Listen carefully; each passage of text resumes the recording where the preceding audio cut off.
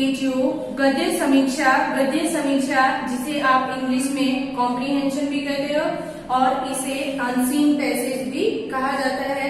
Unseen passage जिसे हिंदी में अपठित गद्यांश कहा जाता है या अपठित अवबोध कहा जाता है। अपठित का मतलब जो आपने नहीं पढ़ा है।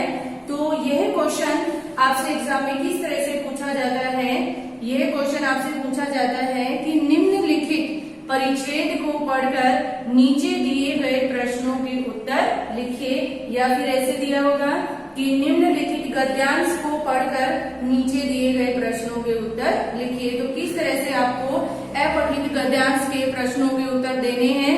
आपको यह प्रश्न बहुत ही इजी लगता है, परंतु इसमें ध्यान में रखने योग्य बातें क्या क्या होती हैं। तो परिच्छेद करते समय हमें किन किन बातों का ध्यान रखना चाहिए या किन किन बातों को ध्यान में रखना चाहिए। परिच्छेद करते समय ध्यान में रखने योग्य बातें कौन कौन सी हैं। फर्स्ट है कि परिच्छेद को 1 से 2 बार ध्यान से पढ़ना चाहिए। तो जब भी हम परिच्छेद करते हैं तो उसे हमें 1 से 2 बार पढ़ लेना चाहिए।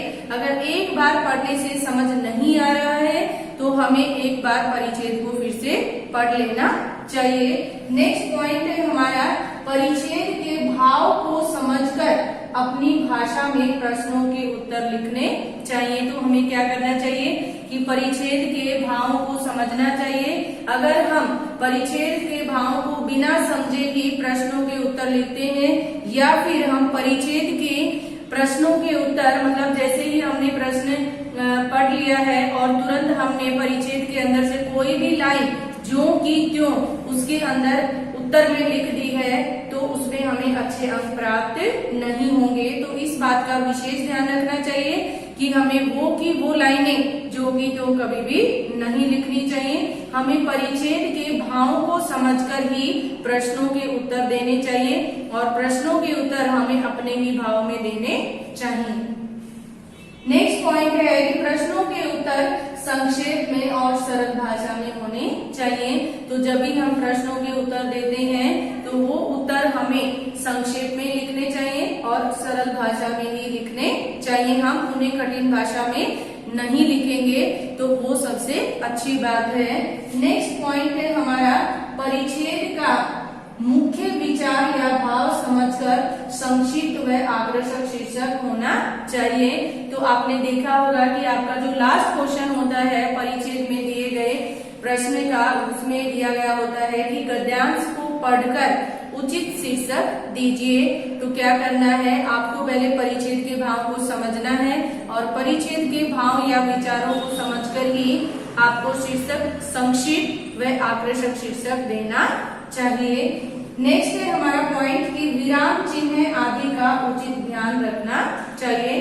तो जब भी हम परिच्छेद के उत्तर लिखते हैं उनमें हमें विराम चिन्हों का उचित उपयोग करना चाहिए और वर्तनी का भी ध्यान रखना चाहिए। तभी हम एक अपठित गद्यांश के प्रश्नों के उत्तर सही तरह से लिख सकते हैं और उसके अनुसार ही हम सही तरह से उसके मार्क्स पा सकते हैं। और यह प्रश्न आपके क्वेश्चन पेपर का सबसे इजी प्रश्न होता है। तो मैं एक बार फिर से रिपीट करती हूँ कि परिच्छेद करते समय किन बातों को ध्यान में रखना चाहिए। परिच्छेद करते समय हमें परिच्छेद को 1 से 2 बार पढ़ना चाहिए। सेकेंड थिंग कि हमें जो है परिच्छेद के भाव को समझकर, परिच्छेद के भाव को समझकर या उसके विचारों को समझकर हमें प्रश्नों के उत्तर अपने ही विचारों में देने चाहिए। हमें कभी भी परिच्छेद में दी गई लाइनें जो की त्यों कभी भी नहीं लिखनी चाहिए और परिच्छेद में प्रश्नों के उत्तर हमें कच्ची रूपरेखा में तैयार कर लेने चाहिए। अगर हमने प्रश्न का एक बार प्रश्न को पढ़ लिया है और हम देखते हैं कि इसमें परिच्छेद में कौन सी लाइनें दी गई हैं तो हम जो है एक बार उसकी कच्ची रूपरेखा तैयार कर लेते हैं कि कौन से प्रश्न का क्या उत्तर आएगा। और उसके बाद जो है प्रश्न के उत्तर संक्षेप में और सरल भाषा में होने चाहिए। हमें प्रश्नों के उत्तर बहुत बड़े नहीं लिखने हैं कि जो भी लाइनें परिच्छेद में दी गई हैं वो हम एज इट इज लिख देंगे, ऐसा बिल्कुल नहीं होना चाहिए। और हमें उत्तर हमेशा सरल भाषा में लिखने चाहिए, ना कि उनको कठिन बनाना चाहिए। अब है परिच्छेद का मुख्य विचार या भाव को समझकर परिच्छेद का जो भी मुख्य भाव दिए गए हैं या उसके विचार दिए गए हैं उन्हीं के अनुसार हमें गद्यांश का जो शीर्षक दिया गया है, जो शीर्षक एग्जाम में आंसर में क्वेश्चन में हमसे पूछा गया है, वो हमेशा संक्षिप्त आकर्षक होना चाहिए। और लास्ट पॉइंट है हमारा कि विराम चिन्ह आदि का उचित उपयोग करना चाहिए।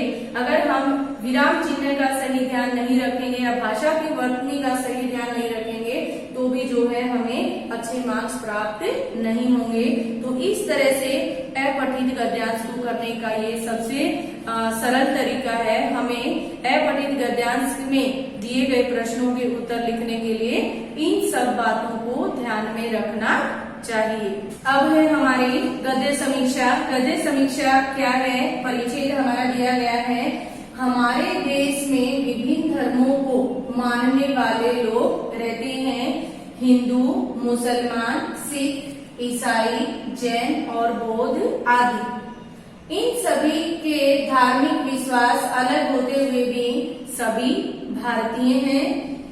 भारतीय संविधान के अनुसार प्रत्येक भारतीय को समान अधिकार दिए गए हैं और यह भी कहा गया है कि धर्म के आधार पर उनके साथ कोई भेदभाव नहीं किया जाएगा।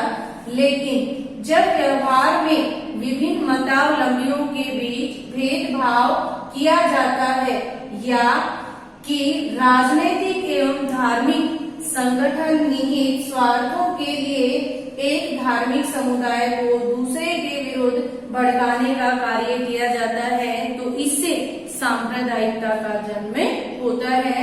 यहाँ पर कुछ प्रश्न दिए गए हैं तो आप जो है इस परिच्छेद को 1 से 2 बार पढ़ लीजिए। अगर एक बार आपको समझ नहीं आता है तो आप उसे एक बार फिर से पढ़ लीजिए। अब जो है प्रश्न दिए गए हैं हमारे, फर्स्ट प्रश्न क्या है हमारा, हमारे देश में कौन कौन से धर्मों के लोग रहते हैं। तो हमारे देश में कौन कौन से धर्मों के लोग रहते हैं, इसका आंसर होगा कि हमारे देश में हिंदू, मुसलमान, सिख, ईसाई, जैन और बौद्ध आदि धर्मों के लोग रहते हैं। हमारे देश में कौन कौन से धर्मों के लोग रहते हैं, हिंदू, मुसलमान, सिख, ईसाई, जैन और बौद्ध आदि धर्मों के लोग रहते हैं। अब है हमारा सेकंड क्वेश्चन क्या है, हमारे संविधान की क्या विशेषता है। तो हमारे संविधान की क्या विशेषता है, हमारे संविधान की विशेषता यह है कि प्रत्येक भारतीय को समान अधिकार दिए गए हैं और धर्म के आधार पर उनके साथ कोई भेदभाव नहीं किया जाता है। क्या विशेषता है, हमारे संविधान की यह विशेषता है कि सबको समान अधिकार दिए गए हैं और धर्म के आधार पर भी किसी के साथ कोई भेदभाव नहीं किया जाता है।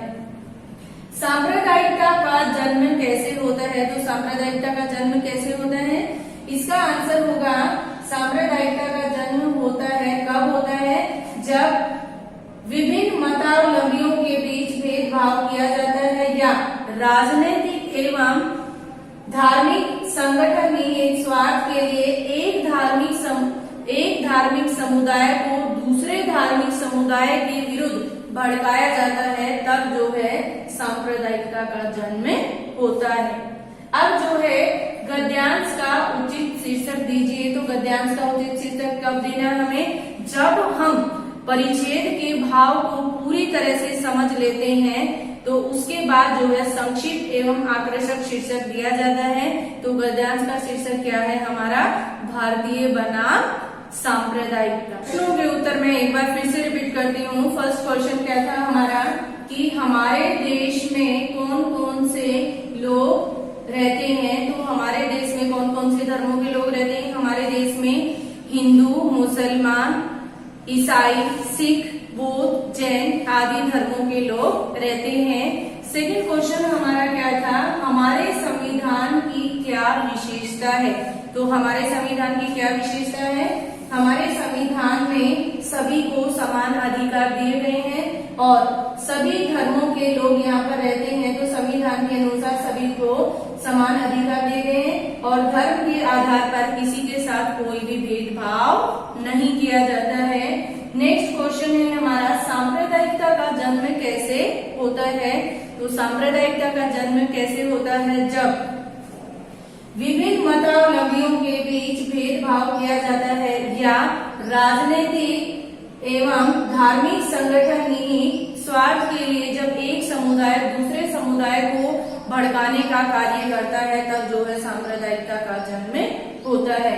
गद्यांश का उचित शीर्षक दीजिए। तो गद्यांश का उचित शीर्षक क्या होगा यहाँ पर? भारत बनाम सांप्रदायिकता। तो इस तरह से गद्य समीक्षा करते समय हमें किन किन बातों का ध्यान रखना चाहिए? गद्य समीक्षा करते समय हमें 1 से 2 बार उस परिच्छेद को पढ़ लेना चाहिए। पढ़ने के बाद हमें उसके अंदर दिए गए या उससे संबंधित जो प्रश्न पूछे गए हैं उनको ठीक तरह से पढ़ लेना चाहिए।